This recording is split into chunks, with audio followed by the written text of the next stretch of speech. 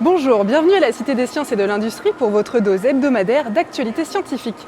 Au menu cette semaine, la machine à imprimer le vivant de Craig Venter, des œufs qui en disent long sur les capacités de vol des oiseaux, ou encore un robot martien qui prend de l'indépendance.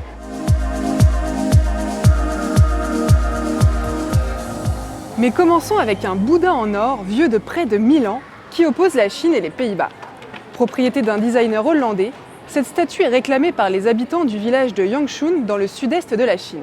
Si cette affaire connaît un tel écho, c'est parce que ce Bouddha est exceptionnel. Il contient les restes d'un moine bien plus âgé que la statue qui l'enferme. Explication.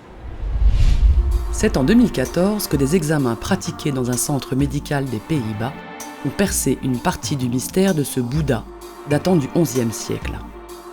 Sous l'or et la laque, un homme assis dans la position du lotus et de minuscules morceaux de texte donnant à penser qu'il s'agit des restes du maître bouddhiste Liu Quan. Selon les experts, ce moine serait passé par un processus d'auto-momification, un rituel ancien dont une vingtaine de momies portent aujourd'hui la trace. En se privant de céréales puis de fruits et d'herbes pour ne plus boire que de l'eau, ces moines mouraient d'inanition, leurs dépouilles naturellement momifiées par 5 années d'ascèse.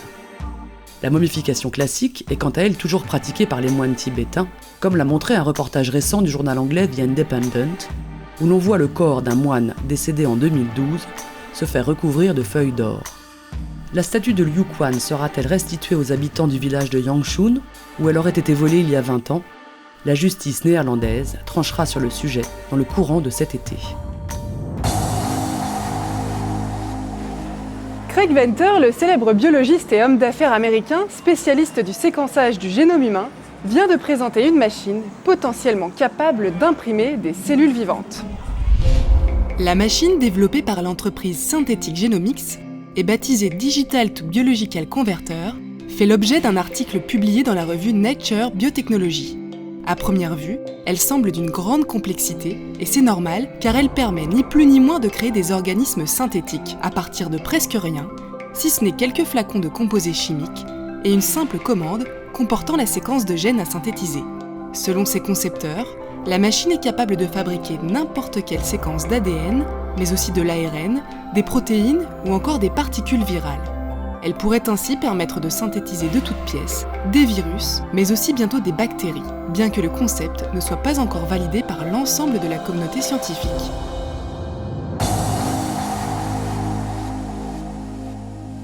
De l'autruche au colibri, en passant par la poule ou le goéland, tous les oiseaux pondent des œufs. Pourtant, en dehors même de leur taille, ces œufs présentent des caractéristiques très différentes d'une espèce à l'autre.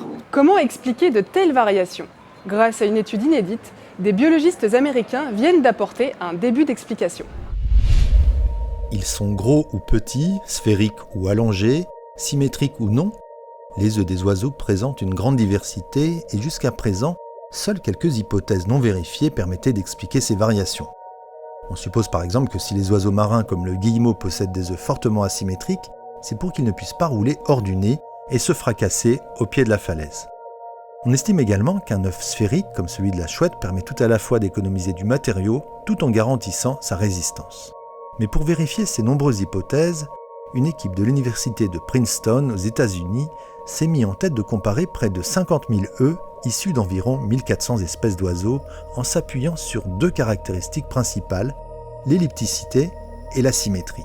Le résultat de cette analyse morphologique apporte de nombreux enseignements, mais une chose étonnante apparaît. Il existe de nombreuses variations au sein d'une même famille d'oiseaux. Chez les passereaux par exemple, il existe à la fois des œufs quasi sphériques et des œufs fortement asymétriques. L'équipe scientifique fait ainsi le constat que la forme des œufs est avant tout associée aux capacités de vol des oiseaux.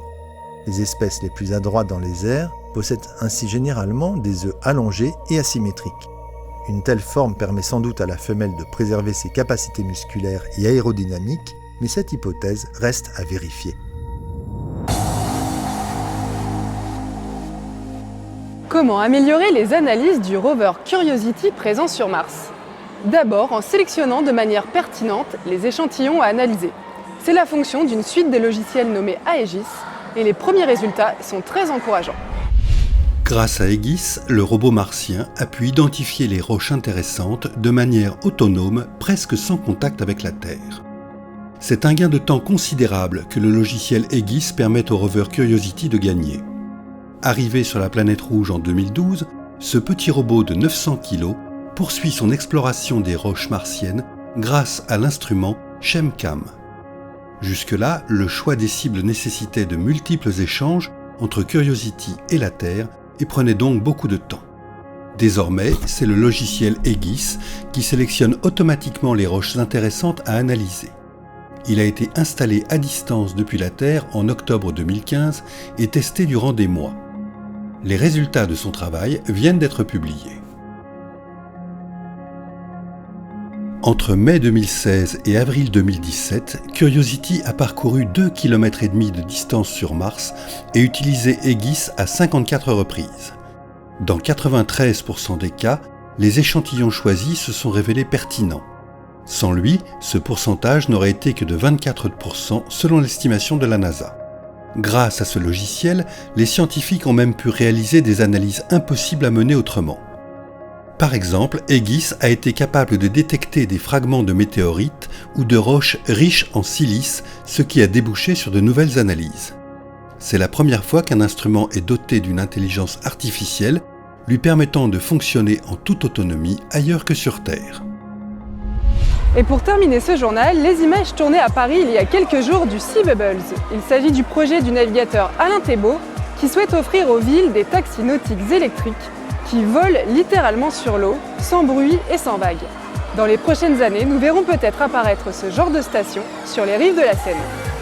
Voilà, ce journal est terminé. Toute l'actualité scientifique est à retrouver sur scienceactualité.fr, le site de la rédaction. Bye bye!